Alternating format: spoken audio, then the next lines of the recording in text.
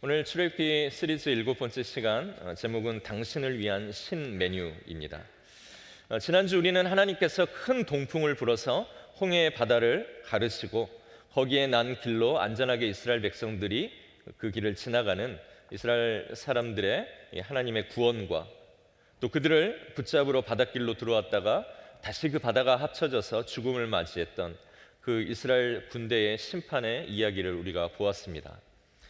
이 사건을 통해서 자기들의 힘으로는 도저히 이길 수 없는 문제, 그런 두려운 상황들을 하나님께서 완전히 이기게 하신 것을 그들이 보며 하나님을 찬양하는 그 모세의 노래, 이스라엘의 유행가에 대해서 우리가 지난 시간 살펴보았었습니다. 이제 홍해 바다를 건넌 이스라엘 백성들은 다시는 애굽으로 돌아갈 수 없는 그런 상황이 되었습니다. 이제는 가서도 안 되고 갈 수도 없습니다. 이제 그들은 완전히 바다가 가로막혀서 뒤로는 돌아갈 수 없고, 이제 하나님께서 마련하신 새로운 길, 하나님이 예비해 두신 새로운 목적지를 향해 가는 새 운명을 이들이 맞게 됩니다. 그리고 이것은 하나님을 믿는 우리 모든 성도들의 인생이 어떠한가 하는 것을 이야기해 주는 것과 같습니다. 그래서 사도 바울은 고린도전서 10장 1절과 2절에 이 홍해를 건너는 사건이 마치 우리의 세례, 우리의 침례와 같다라고 그렇게 설명을 하고 있습니다. 1절과 2절에 이렇게 나와 있는데 제가 읽어드리겠습니다. 형제 자매 여러분, 나는 여러분이 이 사실 알기를 바랍니다. 우리 조상들은 모두 구름의 보호 아래 있었고 바다 가운데를 지나갔습니다. 이렇게 그들은 모두 구름과 바다 속에서 세례를 받아 모세에게 속하게 되었습니다. 하나님의 보호 가운데서 홍해를 지나간 이 사건을 모세는 바울은 이것을 세례로, 침례로 그렇게 이해를 하고, 그들이 이제 침례를 받고 난 후에 그 홍해를 건넌 후에 더 이상 과거의 삶이 아니라 새로운 하나님께서 마련해 두시고 예비해 두신 그 삶을 살아가며 그 길을 걷는 사람들이 되었다라는 것을 이 홍해를 건너는 사건을 통해 침례와 연결해서 이해하고 그것을 설명하고 있는 것입니다. 홍해 바다를 건너고 그 바다가 합쳐져서 더 이상 그들에게는 돌아갈 길이 없어졌습니다. 이제 다시는 애굽의 삶으로 돌아가지 않을 것이고 새로운 법으로 그들은 살아가며 새로운 목적지를 향해 나아가듯이 세례를 받고 침례를 받은 사람들의 삶의 이후의 모습이 그렇다라는 것입니다. 이 홍해는 애굽에 속할 것인가 아니면 하나님 나라에 속할 것인가를 결정하는 그 경계와 같다라고 말할 수 있습니다. 그래서 그 땅을 나와서 그 바다를 건너가면 이제 이 땅에 속하게 되고, 이 땅에 속하게 되면 더 이상 과거의 땅으로 돌아가지 않고 과거의 땅의 생활 방식에 얽매이지 않는 새로운 삶을 살아가게 되는 그러한 존재가 되는 것입니다. 그래서 실제로 홍해를 건넌 이스라엘 백성들은 더 이상 애굽의 법과 상관이 없는 그러한 법을 가지고 살았던 사람들이 되었습니다. 그리고 애굽과 이집트 땅에서 두려움과 신이었던 나일강과 개구리와 뱀과 태양과 달 같은 것들이 더 이상 그들의 신이 될 수 없고 그들의 두려움이 될 수도 없고, 애굽 왕 바로도 더 이상 그들의 두려움이 되지 않았습니다. 그들의 믿음의 대상이 완전히 애굽과 그들의 문화와 바로에서 하나님으로 바뀌게 된 것을 우리가 오늘 말씀을 통해서 보게 되는 것이죠. 그래서 홍해를 건너면 그런 삶의 변화가 일어나고 시작이 되는 것처럼 세례를 받는 모든 사람들은 하나님 안에서 변화된 새로운 삶을 살아가게 된다는 것입니다. 물론 우리가 새로운 삶을 살지만 과거로 돌아가고 싶고 그 과거를 그리워하고 싶은 마음이 늘 우리 안에 생기게 됩니다. 그러나 오늘 새로운 길을 가고 있는 우리에게 주시는 하나님의 은혜와 하나님이 우리의 과거의 모든 두려움으로부터 우리를 자유케 하시고 새로운 삶과 새로운 은혜를 주셔서 이 길을 걷게 한 것이 얼마나 우리에게 행복이고 큰 구원인가를 우리가 날마다 그것을 확인하고 경험하면서 우리가 하나님의 나라를 향해 걸어가고 살아가는 것, 그것이 바로 세례 이후에 우리가 살아가는 삶의 모습이라는 것입니다. 그래서 지금 이 자리에 세례를 받을지 침례를 받을지 고민하고 갈등하는 분이 계시다라면 여러분 이 홍해를 건너시기를 바랍니다. 그리고 하나님이 준비하시고 하나님이 인도하시는 이 새로운 땅으로 건너오시기를 그렇게 여러분들께 권면드립니다. 지금 세례받기 이전의 땅, 그 애굽의 땅, 과거의 땅, 하나님이 우리에게 아무것도 아닌 그러한 땅은 장차 멸망할 것들이고 그것에 이제 미련을 두지 마시고 예수님께서 우리를 위해 십자가에서 이루신 구원의 사건들을 받아들이시고 이제는 하나님의 자녀가 되기를 결단하시고 하나님 앞에서 그리고 하나님을 믿고 따르는 우리 펠로우십 가족들 앞에서 앞으로 내 인생에 가장 가치 있는 의미 있는 것은 하나님을 따르는 삶이라는 것을 침례를 통해서 보이실 수 있기를 바랍니다. 그리고 내가 이 믿음의 길을 시작할 때 내가 아직 약하기 때문에 부족하고 연약한 나를 계속 지켜봐 주시고 나를 위해 기도해 주시고 나를 도와달라고 그렇게 요청하는 이 침례를 여러분들 반드시 여러분들 진중하게 생각하신 후에 받으실 수 있기를 바랍니다.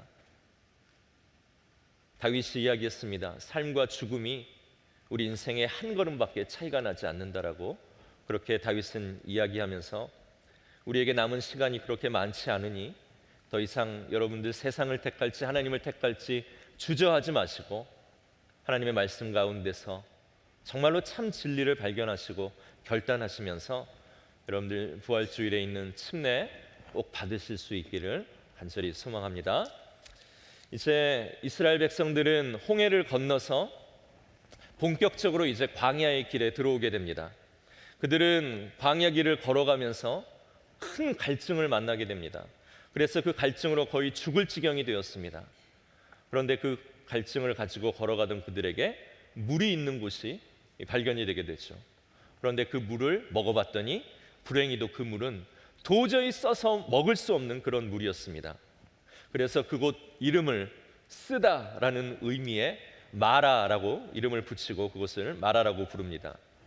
그런데 하나님께서는 그 마라에 쓴 물을 나무를 하나 던져서 단물, 마실 수 있는 물, 생명을 살리는 그 물로 하나님께서는 바꾸어 주십니다.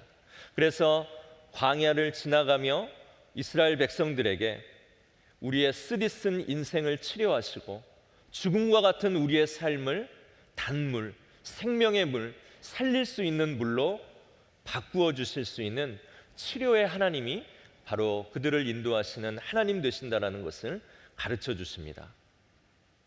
그렇게 그들은 그 광야 가운데서 치료하시는 하나님을 경험한 후에 이제 엘림이라는 오아시스를 거쳐서 오늘 성경의 본문인 이 신광야에 도착하게 됩니다. 오늘 이 신광야는 새롭다라는 그런 신이 아니라 그곳 지명의 이름을 딴 신광야입니다. 오늘 이 이스라엘 백성들이 갈증을 해가람을 받고 이제 또 하나님이 인도하시는 광야의 길을 따라가다가 오늘 그 백성들에게 한 번 더 위기가 또 찾아오게 됩니다. 오늘 말씀에 보면 이스라엘 백성들이 이집트를 탈출한 지 얼마나 되었다라고 나옵니까? 둘째 달 15일이 지났다라고 나옵니다. 그러니까 이스라엘 백성들이 이제 애굽에서 탈출을 해서 오늘 이 신광야까지 걸어오는데 2달 15일 정도, 2달 보름 정도가 걸려서 오늘 이곳에 도착했다라고 이제 그렇게 나오는 것입니다. 그런데 2달 반을 여러분들 걸어가 보시면 어떻겠습니까? 애굽에서 아무리 그들이 이제 광야를 걸어가기 때문에 식량을 비축하고 저축하고 막 싸가지고 나온 것들이 2달 반이면 이제 다 끝날 때쯤이 되는 것입니다. 그래서 지금 2달 반을 걸어 이 애굽에서부터 나온 음식들을 지금 뭐 아무리 아껴서 먹어도 지금 다 동일한 그런 시간적인 흐름을 오늘 이곳에서 보여주는 것입니다. 2달 15일 정도로. 그렇다고 해서 그들이 지금 데리고 나온 모든 가축들을 또 다 잡아먹을 수도 없는 그런 상황입니다. 거칠고 척박한 광야 이 생활이 뭐 언제 끝날지도 모르고 지금 사실 그들이 어디로 가는지도 모릅니다. 근데 굶고 배가 고프니까 이제 그들 가운데서 막 원망이, 불평이 막 터져나오기 시작한 겁니다. 그 불평의 내용이 3절 말씀에 있는데요. 우리 3절의 말씀을 띄워주시고 제가 조금 알아듣기 쉽게 세번역 성경으로 이 3절을 읽어보겠습니다. 이스라엘 자손이 그들에게 항의하였다. 차라리 우리가 이집트 땅 거기 고기 가마 곁에 앉아 배불리 음식을 먹었던 그때에 누가 우리를 주님의 손에 넘겨주어 죽게 했더라면 더 좋을 뻔했습니다.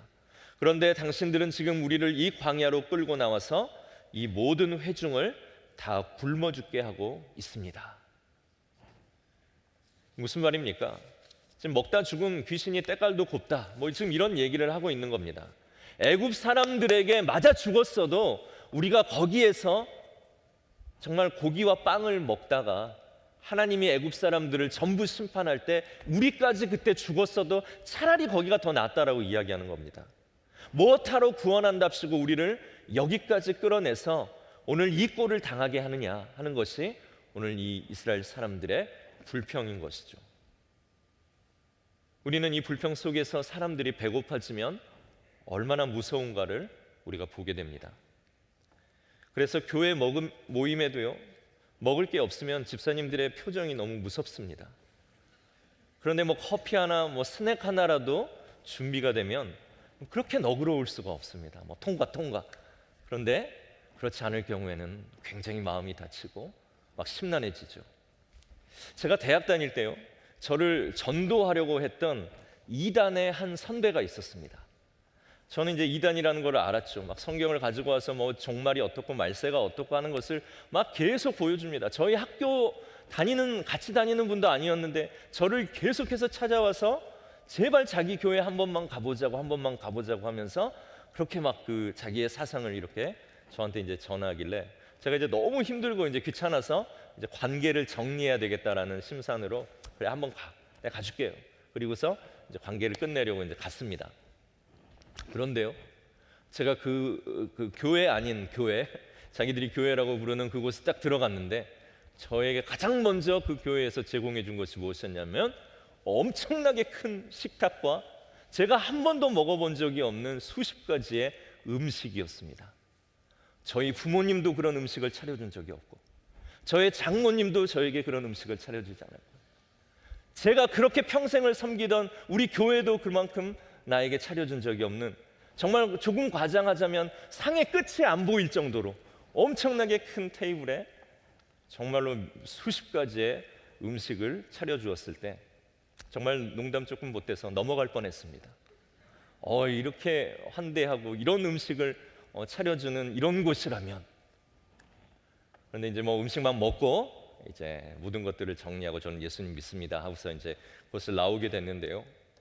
이렇게 먹는 것은 우리 사람들의 마음을 열기도 하고 닫기도 하며 또 불평을 주기도 하고 은혜를 누리게 하는 아주 중요한 요소입니다.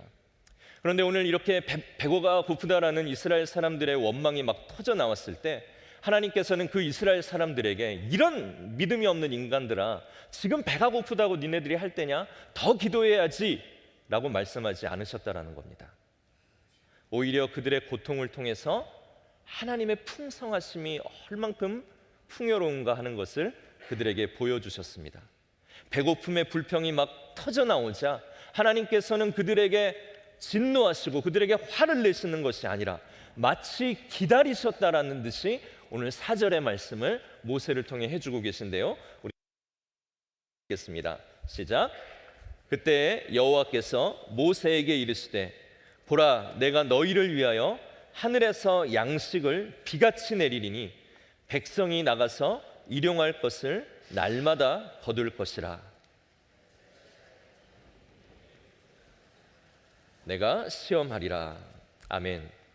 하나님께서 오늘 이렇게 불평을 하는 이스라엘 백성들에게 내가 너희의 배고픔을 해결할 먹을 것을 하늘에서 내려주겠다라고 그렇게 약속하심으로 그 말을 모세를 통해 온 이스라엘 백성들에게 하게 하십니다.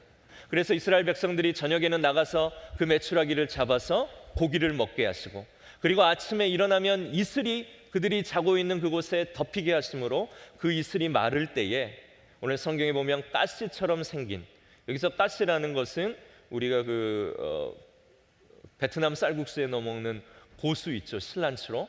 그 실란츠로의 씨를 얘기한다고 합니다.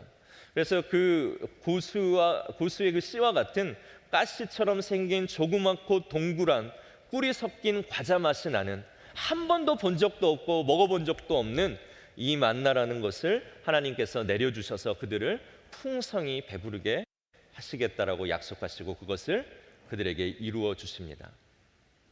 그래서 사람들은 저녁에 메추라기를 잡아먹고 배가 부르고 자면서 서로에게 이렇게 인사를 했겠죠. 내일 아침에 만나. 그리고 아침에 만나서 그 만나를 먹으면서 이것이 하나님이 주신 것이 만나, 이러면서 계속 그 만나를 기억하면서 그들은 이것이 하나님이 주신 거구나, 한 번도 경험해 본 적이 없는 것이구나 라고 하면서 그 만나를 그들이 먹었을 겁니다. 오늘 말씀의 제목처럼 그들은 신 메뉴를 먹었습니다. 여기에는 신앙의 큰 원리가 있다고 생각합니다. 하나님께서 이스라엘 백성들이 가진 모든 음식, 그들이 의지할 것, 하나님 아니어도 나 아직 먹고 살만해, 하나님 아니어도 나 얼마든지 나 버틸 수 있어 라고 생각하는 하나님 보시기에 알량한 그것들을 하나님은 그들이 다 그것을 소진할 때까지 그들을 두고 보신다라는 것입니다.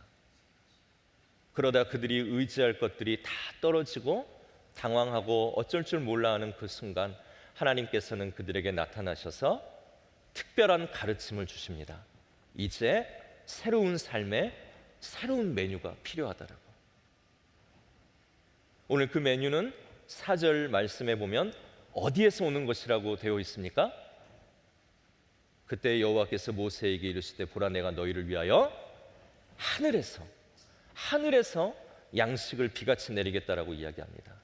하늘이라는 것은 어떤 장소적인 그러한 개념이기도 하지만 하나님의 계획, 하나님의 능력, 하나님의 모든 것들이 나오는 그러한 영적인 공간, 영적인 의미를 이야기하는 것입니다. 하나님의 백성으로 살며 하나님이 인도해 가시는 그 사람들은 하나님이 주시는 양식을 먹으며 그 삶에 이겨내야 할 모든 힘과 안정감을 공급받는 사람들이 되어야 한다라고 이야기하는 것입니다. 여러분, 우리도 먹는 것이 우리의 정체성을 나타내기도 한다라는 것을 우리말 표현에서 찾을 수 있습니다. 우리가 군대밥 먹는다 그러면 그의 정체성이 뭡니까? 군인이지요. 우리가 회사밥 먹는다 하면 그는 회사에서 자기 인생의 대부분의 시간을 보내는 사람입니다. 우리가 나랏밥 먹는다 하면 그는 분명히 공직자일 것입니다. 하늘의 양식을 먹는다 하는 것은 하나님께 속한 사람임을 나타내는 것이고, 반대로 하나님께서 인도해 가시는 그 하나님의 인도함을 받는 사람들은 하나님이 내려주시는 하나님의 양식을 먹어야 하는 사람들이 맞다라는 것입니다. 그 하나님이 내려주시는 양식, 그것은 만나와 메추라기처럼 우리가 사랑했던 그 전의 과거의 삶에서 한 번도 경험하고 맛보지 못했던 하나님만이 주실 수 있는 특별한 기쁨이고 특별한 만족감이고 특별한 포만감이며 힘이 되는 것입니다. 우리가 과거에 사랑했고 먹었던 음식은 무엇입니까? 남보다 더 나은 것을 즐기는 데서 오는 달달함, 수단과 방법을 가리지 않고 원하는 것을 손에 넣는 그 포만감, 성적 쾌락이 주는 그 아슬아슬함과 은밀한 달콤함, 그러한 것들이 우리 과거의 삶의 우리의 주식이었습니다. 그러나 우리가 세례를 받고 침례를 받고 그 과거의 삶의 안녕을 고하고 하나님이 마련하신 새로운 길로 걸어가는 새 목적을 갖고 새 인생을 살아가는 우리들에게 이제 우리의 양식은 무엇입니까? 전혀 그러한 것들이 아닌, 전혀 그 땅에서 경험해 보지 못했던 새로운 것이 우리의 양식이 되는 것입니다. 오늘 그 양식, 그것을 예수님은 요한복음 6장 35절에서 이렇게 말씀합니다. 예수께서 가라사대 내가 곧 생명의 떡이니 내게 오는 자는 결코 줄이지 아니할 터이요 나를 믿는 자는 영원히 목마르지 아니하리라. 예수님이 자기 자신을 우리가 먹어야 할 생명의 떡이라고 말씀합니다. 그렇다고 해서 우리가 예수님을 뜯어 먹으라는 의미는 아니겠죠. 그분이 우리에게 하신 십자가의 구원의 의미를 받아들이고 그분의 구원을 믿고 그분이 이 세상을 살아가셨던 그분의 삶의 방식과 그분의 가치관들을 배워나가면서 그 뒤를 따르는 제자의 삶을 살아갈 때 그것이 예전의 땅에서 보기에는 너무나도 미련해 보이고 실패한 인생 같고 고난받는 삶 같지만 정말로 이제 홍해를 건너와 세례와 침례를 받은 후 예수 그리스도께서 걸어가셨던 그 삶의 모습들을 따라 걸어가다 보면 이전에는 한 번도 경험하고 맛보지 못했던 정말로 사람을 살게 하고 우리를 행복하게 하고 우리에게 진짜 만족함을 주는 생명의 떡, 그 하나님의 양식이 오늘 우리에게 충만히 공급되어진다는 것을 우리가 경험하게 되는 것입니다. 그래서 과거에는 분명 이런 일 당하면 내가 죽었어야 맞고 내가 무너졌어야 맞는데, 하나님이 나에게 주시는 특별한 양식인 그분의 위로와 그분의 안식과 그분의 약속의 말씀을 우리가 날마다 먹다 보니 과거 우리를 죽이려 했고 우리를 무너지게 했던 그러한 시험과 위기를 만나도 이제는 우리가 넘어지고 망하는 것이 아니라 그 가운데서도 이 모든 것들을 넉넉히 이기고 나아갈 수 있는 하나님의 힘이 공급되어진다는 것을 우리가 매일 경험하고 살아가게 되는 것입니다. 오늘 이것이 예수님이 내가 곧 생명의 떡, 하늘로부터 내려온 너희들의 양식이다라는 것의 의미입니다. 그런데 이 예수님께서는요, 또 참 재미있게 자기가 먹는 양식에 대해서도 말씀해 주고 계십니다. 그것이 요한복음 4장 34절에 있는 말씀인데요, 제가 읽겠습니다. 예수께서 이르시되 나의 양식은 나를 보내신 이의 뜻을 행하며 그의 일을 온전히 이루는 이것이니라. 예수님이 먹는 양식은요, 나를 보내신 하나님의 뜻을 온전히 이루면서 그것을 행하는 것이 된다라고 이야기했습니다. 그러니 즉 이 두 가지의 말씀을 합쳐보면 우리의 양식은 예수님인데, 예수님을 지탱하는 것은 무엇입니까? 예수님을 보내신 하나님의 뜻을 온전히 이루며 살아가는 것, 그리고 그 삶이 예수님의 삶을 통하여서 그대로 구체적으로 어떻게 살아가는 것인가를 보여주셨기 때문에 이제 그 예수님을 생명의 떡으로 먹는 우리의 양식은 무엇입니까? 예수님께서 살아가셨던 그 모습대로 우리가 살아가며 섬기며 참고 낮아지고 낮은 곳으로 가서 누군가의 친구가 되어주는 그 삶을 통해 우리가 살아나게 되어지는 하나님의 양식을 공급받는 인생 된다는 것입니다. 그렇다고 해서 우리가 밥 걱정, 돈 걱정 하나도 할 필요 없다, 그런 거 다 쓸모없는 것이다라고 예수님이 이야기하시는 거 아닙니다. 이 말의 뜻은 더 이상 밥이나 돈이나 우리의 직업이나 사업이 우리 인생의 목적지요 목표가 될 수 없다라는 것입니다. 하나님이 많이 주시면 그것으로 우리는 하나님께서 원하시는 일을 하고, 하나님이 우리에게 부족하게 주셔도 우리에게 가지고 있는 것을 통하여서 우리는 그저 하나님의 일을 하고, 먹든지 마시든지 무엇을 하든지 우리가 가지고 있는 것을 통하여서 예수 그리스도를 따라가며 그분을 기억나게 하는 복의 존재로 이 세상을 살아가는 것, 그것이 바로 우리 인생의 목적이 되어야 한다는 것의 의미입니다. 오늘 하나님께서는 이 양식을 이스라엘 백성들에게 언제까지 내려주십니까? 바로 약속의 땅 가나안에 들어가기 직전까지 내려주십니다. 그 말은 무엇입니까? 약속의 땅을 가는 그 평생의 순간까지 하늘로부터 내려오는 하나님의 특별한 양식이 우리에게 필요하다라는 겁니다. 즉 우리가 인생을 마치든지 하나님이 우리 인생 가운데 우리를 데려가시는 그날이든지, 아니면 우리가 살고 있을 때 주님이 이 세상의 종말을 고하시며 약속대로 우리 가운데 다시 오시든지, 그 약속의 땅 가나안에 들어갈 때까지 우리 평생에 필요한 것이 하나님께서 내려주시는 하늘의 양식이라는 것입니다. 여러분, 우리를 위한 새 메뉴가 준비되어 있습니다. 새 메뉴를 먹는 것의 중요한 것은 그 메뉴를 내게 주시는 하나님이 매일 있다라는 것을 기억하면서 내가 하나님의 인도하심을 오늘도 받고 있구나, 하나님을 기억할 수 있기 때문에 그렇습니다. 그러나 그 메뉴를 경험해 보지 못하면 오늘 우리가 예수를 믿는다고 하지만 하나님이 나를 인도하신다라는 것을 절대 생각할 수 없습니다.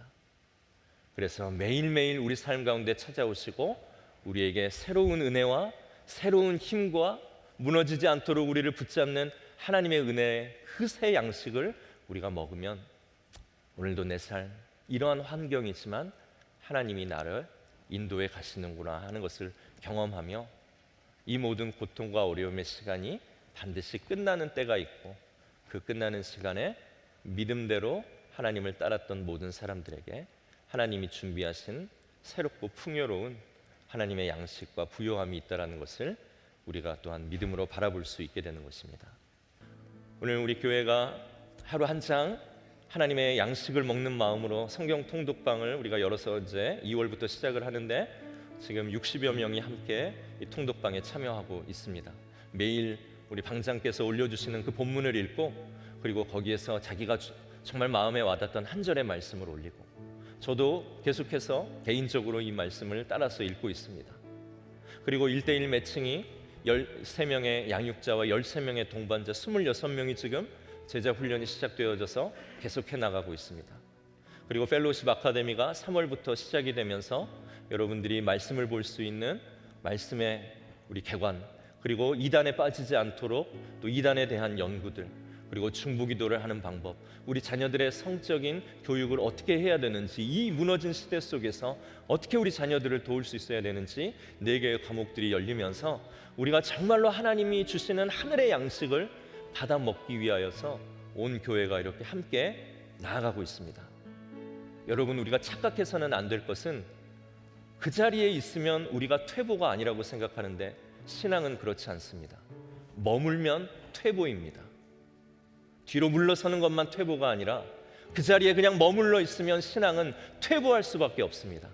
그렇기 때문에 하나님을 믿고 그분의 인도하심을 받아서 그분의 약속하신 그 땅까지 가는 우리의 여정은 계속해서 진보만 있고 성숙만 있어야 되는 것입니다.